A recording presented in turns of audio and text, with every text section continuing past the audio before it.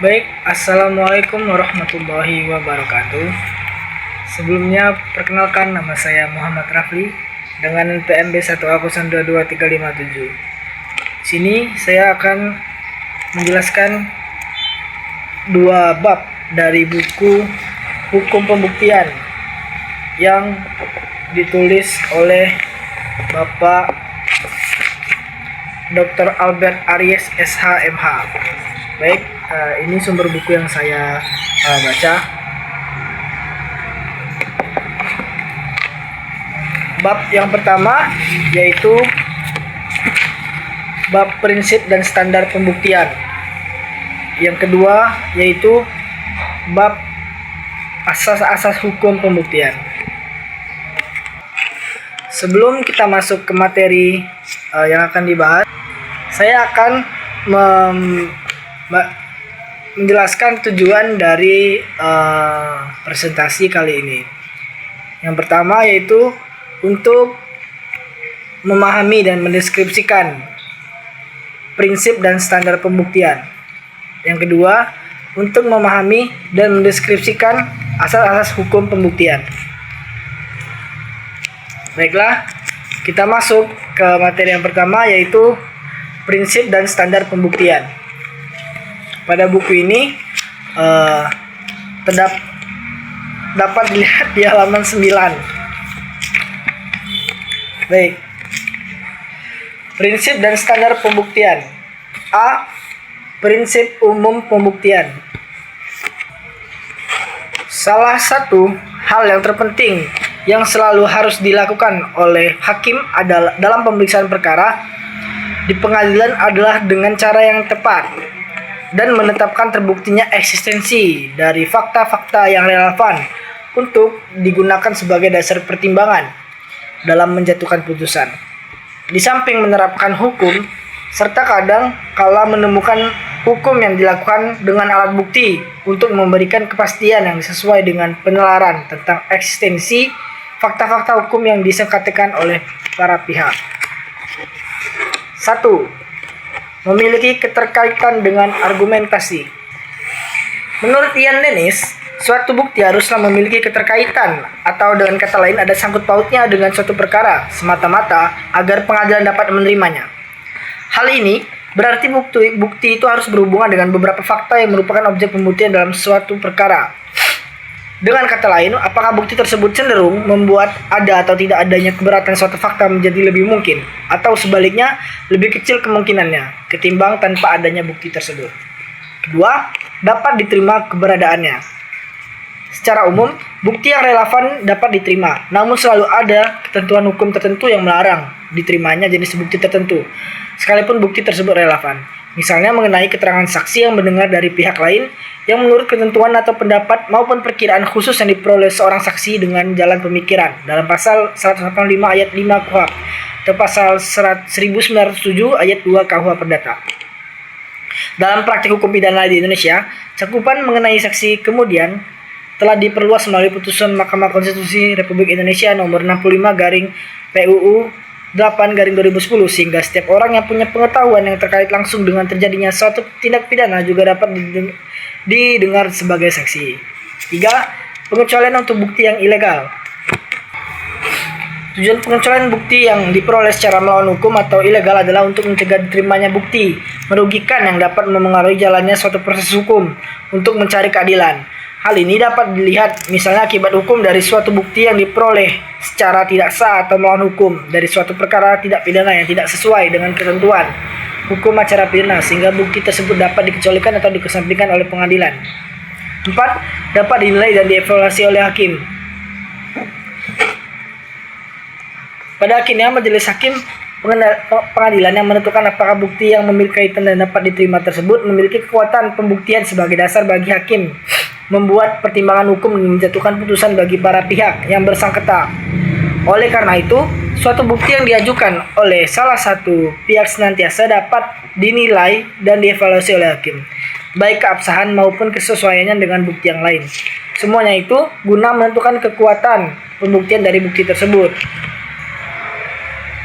Kewenangan untuk menilai dan mengevaluasi bukti sepenuhnya merupakan otoritas hakim yang digunakan untuk mempertimbangkan apakah ada exclusionary rules untuk mengecualikan atau mengesampingkan suatu bukti perlu dilakukan dalam suatu perkara. B. Sistem pembuktian. Ada pepatah yang disampaikan oleh Peter Noll, yaitu pengetahuan hukum sekarang ini hanyalah tinggal ilmu pengetahuan yang murni tentang peradilan. Tampaknya pepatah tersebut ada benarnya karena pembahasan mengenai peradilan di semua bidang hukum yang ada atau akan muncul nanti tentu tidak akan bisa lepas dari pembuktian yang merupakan bagian dari hukum acara masing-masing bidang ilmu hukum sesuai kompetensinya. Untuk menjawab pertanyaan tersebut, setidaknya ada 4 teori sistem pembuktian yang dikenal secara luas, yaitu sebagai berikut. 1. Sistem pembuktian berdasarkan keyakinan hakim. Teori pembuktian ini menentukan tentang benar atau tidaknya salah satu tidaknya perbuatan yang didakwakan semata-mata hanya ditentukan oleh keyakinan hakim. Mengenai bagaimana caranya hakim memperoleh keyakinan tersebut, apakah dengan saksi atau alat bukti lainnya tidaklah menjadi penting. Dengan demikian, dengan teori ini dimungkinkan hakim menjatuhkan tanpa didasarkan pada alat-alat bukti dalam undang-undang. 2. Sistem pembuktian berdasarkan keyakinan hakim dengan alasan logis. Teori conviction reason ini untuk membatasi teori conviction in time. Menurut teori ini, hakim dapat memutuskan terdakwa terbukti bersalah melakukan perbuatan yang didakwakan berdasarkan keyakinan hakim, tetapi hakim harus menyebutkan alasan-alasan yang menjadi dasar keyakinan tersebut. 3. Sistem pembuktian berdasarkan undang-undang secara positif. Teori pembuktian ini didasarkan pada adanya alat-alat bukti tertentu yang disebut dalam undang-undang dengan memberi kekuatan bukti yang penuh jika suatu perbuatan telah terbukti sesuai dengan alat bukti yang disebut oleh undang-undang. Hakim harus menyatakan kebenaran atau terbuktinya dakwaan sehingga keyakinan hakim tidak diperlukan sama sekali. Teori ini disebut teori pembuktian berdasarkan undang-undang secara positif karena hanya didasarkan pada undang-undang. Teori ini juga disebut teori pembuktian formal. 4. Sistem pembuktian berdasarkan undang-undang secara negatif. Menurut teori ini, hakim baru boleh menyatakan terdakwa terbukti bersalah melakukan perbuatan pidana yang didakwakan apabila telah memenuhi alat-alat bukti yang ditentukan dalam undang-undang, ditambah dengan keyakinan hakim tentang kesalahan terdakwa. Jadi, sekalipun sudah terdapat cukup bukti yang sah, tetapi jika hakim tidak yakin, hakim tidak boleh menjatuhkan pidana terhadap terdakwa. C. Standar pembuktian. Untuk melakukan pembuktian secara hukum, sekurang-kurangnya terdapat 5 standar pembuktian yang akan dikupas dalam buku ini. 1. Alat bukti. Ketentuan pasal 1865 dan 1866 KUH Perdata tentang alat pembuktian pada perkara perdata ternyata juga mengandung pengertian implisit tentang alat bukti yang bersifat luas dan universal, yaitu suatu hal atau benda yang dipergunakan untuk membuktikan telah terjadinya suatu peristiwa hukum, adanya suatu hak, atau menguatkan suatu hak, atau membantah adanya hak orang lain. Alat bukti dalam perkara pidana terdiri dari A. Saksi, B. Ahli, C. Surat, D. Petunjuk, E. Keterangan terdakwa. Terakhir, alat bukti dalam permohonan pengujian undang-undang terhadap Undang-Undang 1945, sengketa kewenangan lembaga negara, pembubaran partai politik, perselisihan tentang hasil pemilihan umum, dan pendapat DPR bahwa presiden atau wakil presiden diduga telah melakukan pelanggaran hukum yang merupakan kompetensi absolut dari Mahkamah Konstitusi adalah A. Surat, B. Keterangan saksi, C. Ahli, D. Keterangan para pihak, E. Petunjuk, dan F. Alat bukti lain berupa informasi yang diucapkan, dikirimkan, dan terima atau disimpan secara elektronik dengan alat auktif atau yang serupa dengan itu. 2. Penemuan dan penyampaian bukti. Weyisfering dapat dimaknai sebagai untuk membuktikan, yaitu suatu proses mulai dan dari menemukan, memperoleh, mengumpulkan sampai dengan mengajukan alat bukti ke hadapan hakim pada suatu pemeriksaan perkara. Menurut pandangan subjektif, dalam hubungan keperdataan, misalnya jual beli, utang piutang, sewa menyewa, dan lain sebagainya, para pihak memang sengaja membuat alat bukti sehubungan dengan kemungkinan diperlukannya bukti-bukti tersebut di kemudian hari, misalnya dengan membuat tanda terima. Atas dasar itulah, tepat jika hierarki alat bukti dalam perkara perdata menempatkan surat sebagai alat bukti yang pertama.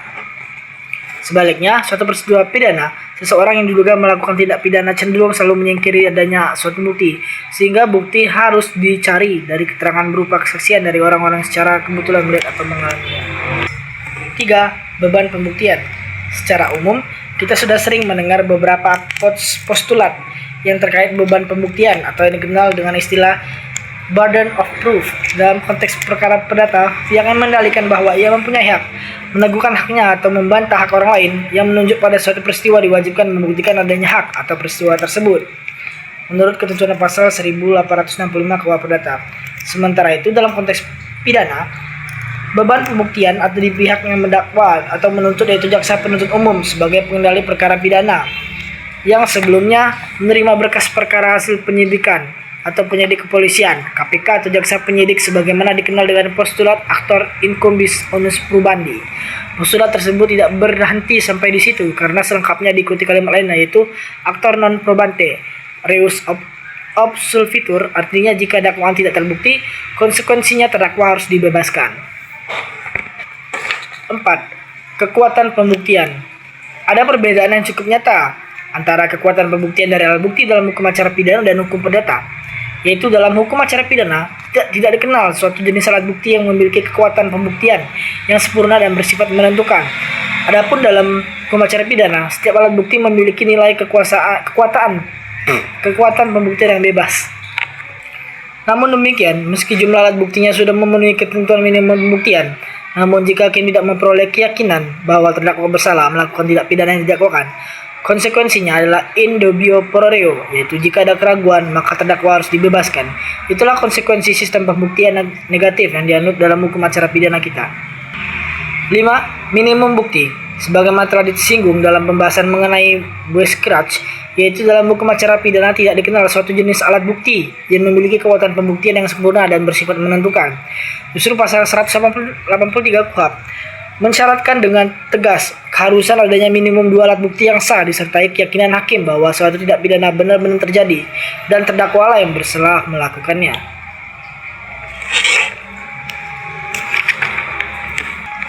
D. Kesehatan dalam pembuktian.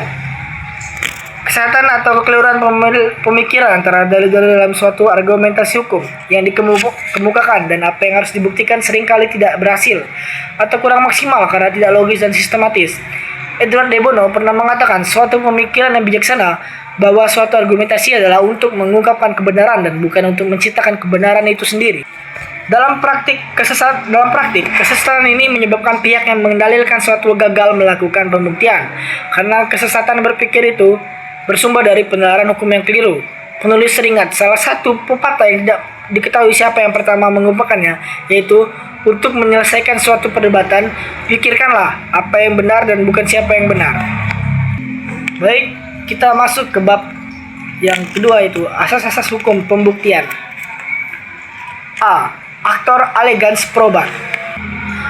Asas ini adalah asas yang paling umum dalam pembuktian, yaitu orang yang menggugat atau menuntut akan menanggung beban untuk menunjukkan bahwa ia telah menyatakan klaim yang secara sah secara hukum, sebagaimana sudah dijelaskan pada bagian beban pembuktian dalam konteks pembuktian perkara perdata pasal 1865 KUH Perdata menerangkan bahwa siapa yang mendalilkan bahwa ia mempunyai hak, meneguhkan haknya sendiri atau membantah hak orang lain yang menunjuk pada suatu peristiwa wajib membuktikan adanya hak atau peristiwa tersebut.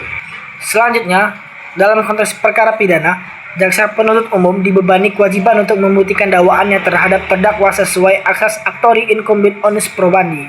Apabila dakwaan tersebut tidak terbukti, konsekuensinya terdakwa harus bebas. B. Persona standi in judicio. Menurut pandangan Yoni Agus Setiono, pada dasarnya setiap orang yang merasa mempunyai hak dan ingin menuntutnya atau ingin mempertahankan atau membelanya berwenang bertindak selaku pihak.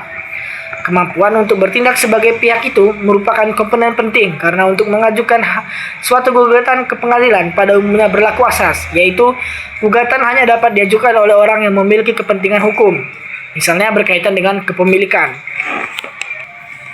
C.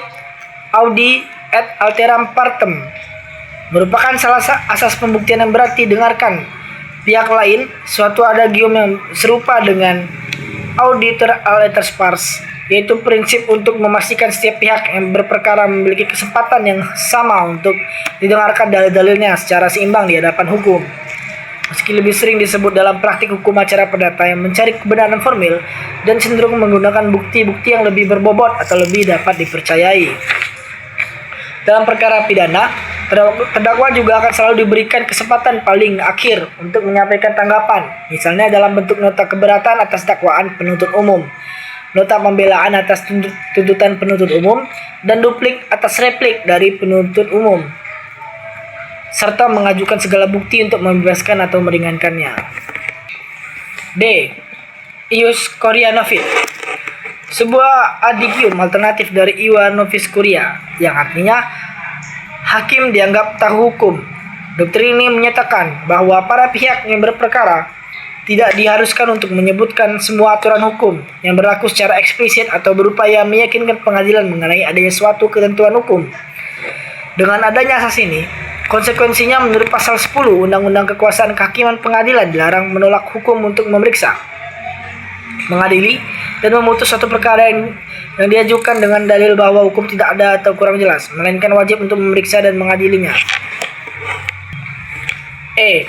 Manifesta probantie non indigent. Dalam segala sesuatu yang berkaitan dengan penyelesaian perkara, kita tidak perlu mengajukan suatu dalil atau bukti guna membuktikan apa yang sudah jelas terbukti dengan sendirinya atau telah diketahui semua orang sebagai suatu fakta umum. Contoh fakta umum yang tidak perlu dibuktikan lagi di pengadilan, misalnya matahari terbit di sebelah timur dan terbenam di sebelah barat, ikan hidup di air dan tidak dapat bertahan lama di luar air, mengonsumsi minuman keras dalam jumlah yang banyak dapat menyebabkan seseorang menjadi mabuk. F. Unus testis nullus testis. One witness is not enough to convict someone of a crime. At least two witnesses are necessary to prove that someone is guilty. Jika diterjemahkan secara harfiah, asas unus testis nullus testis ini mengandung pengertian bahwa saksi bukanlah saksi. Maksudnya, pembuktian oleh keterangan seorang saksi saja akan diabaikan karena dianggap tidak dapat diandalkan. Asas ini sempat ditolak penerapannya di persidangan Mahkamah Pidana Internasional dalam kasus Romba, perkara nomor ICTR 2001-66A, putusan Bandung tanggal 12 Maret 2008. Dalam praktik hukum di Indonesia banyak sekali kesalahpahaman dalam memahami asas unus testis nullus testis ini, seolah keterangan seorang saksi saja yang disertai alat bukti yang salah lainnya tidak cukup untuk membuktikan suatu peristiwa hukum. Padahal pasal 1905 KUH Perdata menyatakan bahwa keterangan seorang saksi saja tanpa alat pembuktian lain dalam pengadilan tidak dapat dipercaya. Selanjutnya, pasal 185 ayat 2 dan ayat 3 KUHP menyatakan bahwa keterangan seorang saksi saja tidak cukup untuk membuktikan bahwa terdakwa bersalah terhadap perbuatan yang didakwakan kepadanya, dengan pengecualian tegas bahwa ketentuan yang dimaksud tidak berlaku apabila disertai dengan suatu alat bukti yang sah lainnya. G. Nebis in idem. Awalnya merupakan suatu asas hukum perdata yang artinya tidak dua kali untuk hal yang sama.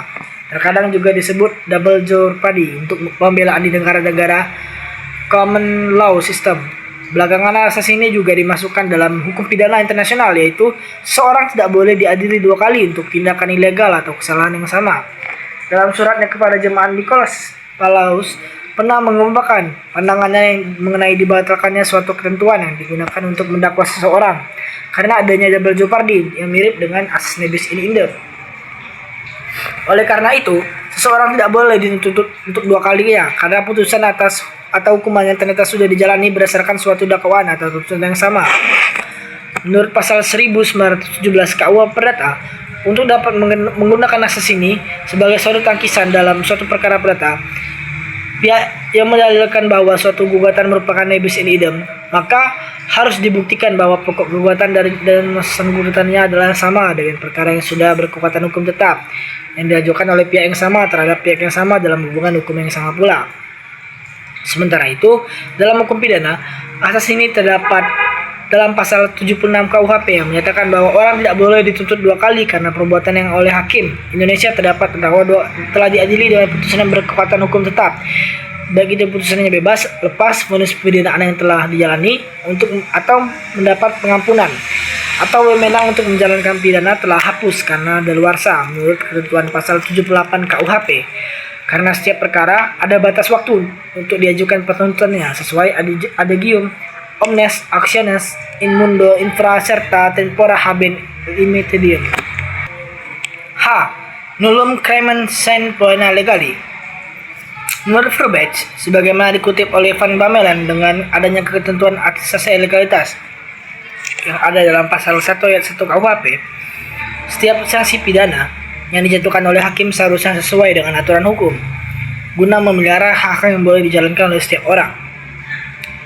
Jauh sebelum Van Verbace mengumumkan rumusan nullum delictum tersebut, Paulus dalam suratnya kepada jemaat di Roma telah menyampaikan pandangannya mengenai asas legalitas yang telah dikaitkannya dengan kasih karunia dan anugerah, yaitu sebab sebelum hukum Taurat ada, telah ada dosa di dunia, tetapi dosa itu tidak diperhitungkan kalau tidak ada hukum Taurat. Dengan kata lain, menurut Van Verbace, setiap undang-undang memperingatkan pelanggar hukum dengan penderitaan yang dapat dirasakan dengan 3 ketentuan sebagai berikut. 1. Setiap penggunaan pidana hanya dapat dilakukan berdasarkan hukum pidana. 2. Penggunaan pidana hanya mungkin dilakukan jika terjadi perbuatan yang diancam dengan pidana oleh undang-undang. 3. Perbuatan yang diancam pidana menurut undang-undang membawa akibat hukum bahwa pidana yang diancam oleh undang-undang dijatuhkan. I. Qui tacet consentiare viretur. Siapa yang berdiam diri dianggap menyetujui. Demikianlah pepatah lama yang dianggap menjadi salah satu asas pembuktian dalam hukum perdata, yaitu seseorang tidak mampu untuk menyangkal atau menolak satu klaim, tuduhan, atau pernyataan fakta yang relevan dengan kepentingannya, sehingga ketidakmampuan untuk menyangkal dianggap sebagai pengakuan. Sebaliknya, dalam perkara pidana, terdapat perbedaan yang cukup kontras terkait berdiam diri. Pasal 52 KUHP menyatakan bahwa dalam pemeriksaan pada tingkat penyidikan dan pengadilan, tersangka atau terdakwa berhak memberikan keterangan secara bebas kepada penyidik atau hakim. Meski tidak disebut secara tegas dalam KUHP, hak ingkar termasuk sikap berdiam diri dari terdakwa merupakan praktik universal yang dikenal dengan Miranda Rules. J. Actus de nemine facit injuriam. Dikutip dari Jurisdictio Omnis, asas ini berarti perbuatan ilahi tidak menyebabkan kerugian hukum bagi siapapun. Dengan kata lain, tidak ada yang bertanggung jawab ketika ada sesuatu yang dilakukan oleh Tuhan. Ini menunjukkan bahwa setiap kerusakan yang disebabkan oleh kekuatan alam yang tidak terduga tidak akan dianggap oleh hukum. Dengan kata lain, hukum tidak dapat meminta pertanggungjawaban siapapun di atas tindakan Tuhan. Tidak ada yang bisa mengeluh atas tindakan Tuhan sebagai sesuatu yang tidak bisa dihindari. Bahkan tindakan hukum apapun menuntut kompensasi atas tindakan Tuhan tidak akan dijalani oleh pengadilan. Dalam hukum pidana, asas ini dijewantakan dalam pasal 48 KUHP baik sebagai daya paksa maupun karena keadaan darurat. Sementara itu, dalam perkara perdata dikenal sebagai keadaan kahar, sebagaimana dimaksud dalam pasal 1244, pasal 1245, pasal 1444, dan pasal 1445 KUH Perdata. K. Negatif non sunt probanda. Jika diterjemahkan, asas ini mengandung pengertian bahwa suatu fakta yang negatif tidak dapat dibuktikan. Maksud sebenarnya adalah sulit untuk dibuktikan dalam kaitannya dengan perkara pidana. Tugas penuntut umum adalah membuktikan kesalahan terdakwa. Pasal 66 KUHP menyatakan bahwa tersangka dan terdakwa tidak dapat dibebani kewajiban pembuktian. Ketentuan ini adalah perwujudan dari asas praduga tidak bersalah yang merupakan salah satu hak asasi manusia yang berlaku universal, sekaligus implementasi dari asas actori incumbit onus probandi. Siapa yang mendakwa dialah yang membuktikannya. Menurut pandangan M. Yahya Harahap, suatu hal atau keadaan yang negatif adalah apabila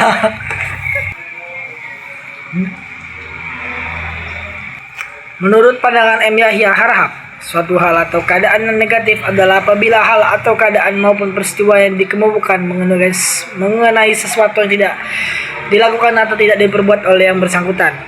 Dalam kasus yang seperti itu, tidak patut seseorang dibebani kepada seseorang yang tidak mengenal atau mengetahui, maupun dalam hal orang itu tidak melakukan untuk membuktikannya, karena tidak mungkin dapat membuktikan hal yang tidak diketahui atau diperbuatnya.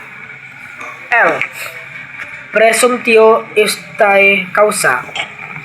Asas ini dikenal dalam praktik sengketa tata usaha negara, yaitu presumption of legality, artinya suatu keputusan tata usaha negara selalu dianggap sah sampai ada pembatalannya.